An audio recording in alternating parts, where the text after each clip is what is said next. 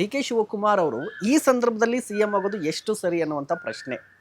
ಯಾಕೆ ಅಂತ ಹೇಳಿದ್ರೆ ಈಗಾಗಲೇ 3 ವರ್ಷ ಆಗಿದೆ.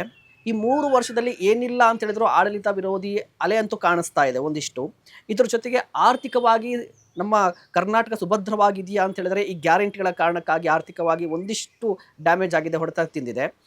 ಇದಲ್ಲದೆ ಡಿ ಕೆ ಶಿವಕುಮಾರ್ ಅವರು ವಿರುದ್ಧ ಇರುವಂಥದ್ದು ಯಾರು? ಡಿ ಕೆ ಶಿವಕುಮಾರ್ ವಿರುದ್ಧ ಇರುವಂಥ ಸಿದ್ದರಾಮಯ್ಯ ಬಣ. ಈ ಸಿದ್ದರಾಮಯ್ಯ ಬಣಕ್ಕೆ ಯಾರಿಗೂ ಕೂಡ ಇಷ್ಟ ಇಲ್ಲ D K Shivakumar C M ಆಗೋದು. ಇಷ್ಟೆಲ್ಲ ಚಾಲೆಂಜಸ್ ನಡುವೆ ಮುಂದಿನ 28 ಚುನಾವಣೆ ದೊಡ್ಡ ಟಾರ್ಗೆಟ್.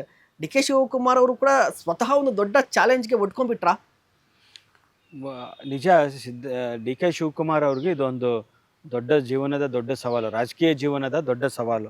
ಮತ್ತೆ ಡಿ ಕೆ ಶಿವಕುಮಾರ್ ಅವ್ರ ಬಗ್ಗೆ ಸಾಮಾನ್ಯ ಜನರ ಅಭಿಪ್ರಾಯಗಳು, ವಿಶೇಷವಾಗಿ ಅವ್ರ ಬಾಡಿ ಲ್ಯಾಂಗ್ವೇಜ್ ಇದೆ. ಬಾಡಿ ಲ್ಯಾಂಗ್ವೇಜ್ ಬಗ್ಗೆ ಅದು ಅಷ್ಟು ಜನರು ಇಷ್ಟಪಡದೇ ಇರುವಂತ ಬಾಡಿ ಲ್ಯಾಂಗ್ವೇಜ್ ಇದೆ ಅವ್ರಿಗೆ. ಒಬ್ಬ ರಾಜಕಾರಣಿಗೆ ಇರಬೇಕಾದಂತ ಬಾಡಿ ಲ್ಯಾಂಗ್ವೇಜ್ ಇಲ್ಲ. ಆದ್ರೆ ಅವ್ರದ್ದು ಒಂದೇ ಏನಂದ್ರೆ ಅಗ್ರೆಸಿವ್ ಲೀಡರ್ಶಿಪ್, ಮತ್ತೆ ಪಕ್ಷಕ್ಕೆ ಸಂಪನ್ಮೂಲಗಳನ್ನ ತರುವಂತದ್ದು, ಹೋರಾಟ ಮಾಡುವಂತದ್ದು. ಈ ಗುಣ ಏನಿದೆ ಅದು ಕಾಂಗ್ರೆಸ್ಗೆ, ಅವರ ಸರ್ಕಾರಕ್ಕೆ ಒಂದಿಷ್ಟು ಪ್ಲಸ್ ಪಾಯಿಂಟ್ ಆಗ್ಬೋದು.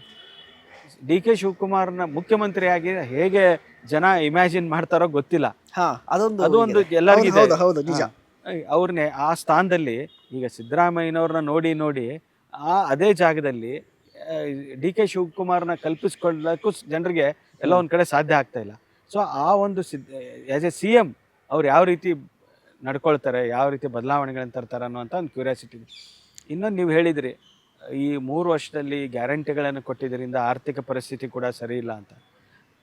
ಆ ಗ್ಯಾರಂಟಿಗಳು ಕಾಂಗ್ರೆಸ್ಗೆ ಅನಿವಾರ್ಯ, ಈಗ ಎಲ್ಲ ರಾಜಕೀಯ ಪಕ್ಷಗಳು ಅನಿವಾರ್ಯ ಅನ್ನೋದು ಒಂದು ಕಡೆ. ಆದರೆ ಸಿದ್ದರಾಮಯ್ಯನವ್ರಿಗೆ ಇರುವಂಥ ಅನುಭವ, ಅವ್ರಿಗಿರುವಂಥ ಈ ಎಲ್ಲ ಹಿನ್ನೆಲೆಯನ್ನು ನೋಡಿದರೆ ಎಲ್ಲೋ ಒಂದು ಕಡೆ ಅವ್ರು ಇನ್ನೂ ಬಹಳಷ್ಟು ಬದಲಾವಣೆಗಳನ್ನು, ಅಭಿವೃದ್ಧಿಯ ಕೆಲಸಗಳನ್ನು ಮಾಡಬಹುದಾಗಿತ್ತು.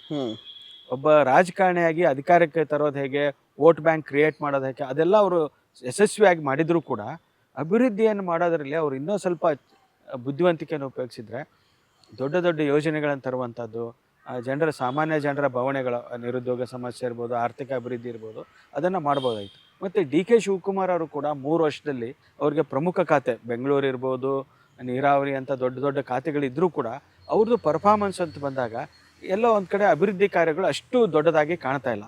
ಇವತ್ತು ಬೆಂಗಳೂರಿನ 5 GBAಗಳನ್ನು ಮಾಡಿರುವಂಥದ್ದು, ಇದೆಲ್ಲ ನೋಡಿದ್ರು ಅದನ್ನು ಬೇಗ ಇಂಪ್ಲಿಮೆಂಟ್ ಮಾಡದೇ ಇರುವಂಥದ್ದು, ಕೆಲಸಗಳಾಗದೇ ಇರುವಂಥದ್ದನ್ನು ನೋಡಿದರೆ ಎಲ್ಲ ಅಭಿವೃದ್ಧಿ ಕಾರ್ಯಗಳಿಗೆ ಇನ್ನೂ ಹೆಚ್ಚು ಮಹತ್ವವನ್ನು ಕೊಡಬೇಕಾಗಿತ್ತು.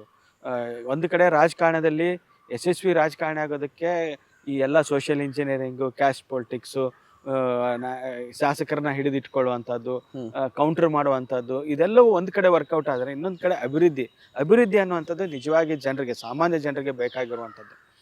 ಇವತ್ತು ಯಾರು ಮುಖ್ಯಮಂತ್ರಿ ಆಗ್ತಾರೆ, ಯಾರು ಏನಾಗ್ತಾರೆ ಅನ್ನೋವಂಥದ್ದು ಒಂದು ಕಡೆ ಕುತೂಹಲ ಆದರೆ, ಅದಕ್ಕಿಂತ ಹೆಚ್ಚು ಜನಸಾಮಾನ್ಯರು ಇರ್ತಾರಲ್ಲ, ಅವರ ಜೀವನ ಸುಧಾರಣೆ ಆಗ್ಬೇಕಂದ್ರೆ ಆ ಸ್ಥಾನದಲ್ಲಿ ಇದ್ದಂಥವ್ರು ತೆಗೆದುಕೊಳ್ಳುವಂಥ ನಿರ್ಧಾರಗಳು. ಸೊ ಅದು ಎಲ್ಲೋ ಒಂದು ಕಡೆ ಕಾಂಗ್ರೆಸ್ ಸರ್ಕಾರದಲ್ಲಿ ಇನ್ನೂ ಒಂದಿಷ್ಟು ಕೆಲಸಗಳಾಗ್ಬೋದಾಗಿತ್ತು. ಬಹುಶಃ ಈ ಗ್ಯಾರಂಟಿಗಳು ಅವ್ರಿಗೆ ಹೊರೆ ಆಗಿರಬಹುದು. ದೊಡ್ಡ ದೊಡ್ಡ ಯೋಜನೆಗಳು ಬರಲಿಲ್ಲ ಕರ್ನಾಟಕದಲ್ಲಿ, ಪ್ರಾಜೆಕ್ಟ್ಸ್ ಬರಲಿಲ್ಲ, ನೀರಾವರಿ ಯೋಜನೆಗಳಾಗಲಿಲ್ಲ. ಅಂಥ ದೊಡ್ಡ ದೊಡ್ಡ ಯೋಜನೆಗಳನ್ನು ತರುವಂಥ ನಿಟ್ಟಿನಲ್ಲಿ ಸಿದ್ದರಾಮಯ್ಯನವರು ಇನ್ನೂ ಪ್ರಯತ್ನ ಮಾಡ್ಬೋದಾಗಿತ್ತು. ಸುಮ್ಮನೆ ಅಧಿಕಾರ ನಡೆಸ್ಕೊಂಡು ಹೋಗೋದು ಅಥವಾ ಏನೋ ಒಂದು ಮ್ಯಾನೇಜ್ ಮಾಡೋದಕ್ಕಲ್ಲ. ಯಾಕಂದ್ರೆ ಅವ್ರಿಗೆ ಇರುವಂಥ ಪ್ರಬುದ್ಧತೆ, ಒಂದು ಅನುಭವ ಏನಿದೆಯಲ್ಲ, ಮತ್ತು ಬ್ಯೂರೋಕ್ರಸಿ ಮೇಲೆ, ಈ ಆಡಳಿತಶಾಹಿ ಮೇಲಿನ ಹಿಡಿತ ಇದೆಯಲ್ಲ, ಅಧಿಕಾರಿಗಳನ್ನ ಹಿಡಿತದಲ್ಲಿ ಇಟ್ಕೊಳ್ಳೋವಂಥದ್ದು, ಅದೆಲ್ಲವೂ ಇದ್ದಾಗಲೂ ಕೂಡ, ಮತ್ತು ಫೈನಾನ್ಸ್ ಖಾತೆನೂ ಅವರಲ್ಲಿ ಇಟ್ಕೊಂಡಿದ್ರು. ಇನ್ನೂ ಸಾಕಷ್ಟು ಅಭಿವೃದ್ಧಿಯನ್ನು ಮಾಡಬೇಕಾಗಿತ್ತು ಅನ್ನುವಂಥದ್ದು ಜನರ ನಿರೀಕ್ಷೆ ಇರುವಂಥದ್ದು. ಒಬ್ಬ ಯಶಸ್ವಿ ಮುಖ್ಯಮಂತ್ರಿ ಅಂದರೆ ಇದು ಕೂಡ ಇದಾಗುತ್ತೆ, ಪಾಯಿಂಟ್ ಆಗುತ್ತೆ. ಸೊ ಅಭಿವೃದ್ಧಿ ಅಂತ ಬಂದಾಗ ಇನ್ನೂ ಮಾಡ್ಬೋದಾಗಿತ್ತು. ಬಟ್ ಒಬ್ಬ ಯಶಸ್ವಿ ರಾಜಕಾರಣಿಯಾಗಿ ಜನರನ್ನ ಹೇಗೆ ಗೆಲ್ಲಬೇಕು, ಹೇಗೆ ವಿರೋಧ ಪಕ್ಷಗಳ ವೋಟ್ ಬ್ಯಾಂಕನ್ನು ಡಿಸ್ಟರ್ಬ್ ಮಾಡಬೇಕು, ಅದೆಲ್ಲವನ್ನು ಭಾಳ ಚಾಕಚಕ್ಯತೆಯಿಂದ ಮಾಡಿ ಕರ್ನಾಟಕದ ರಾಜಕಾರಣದಲ್ಲಿ ಒಂದು ಹೊಸ ದಿಕ್ಕನ್ನು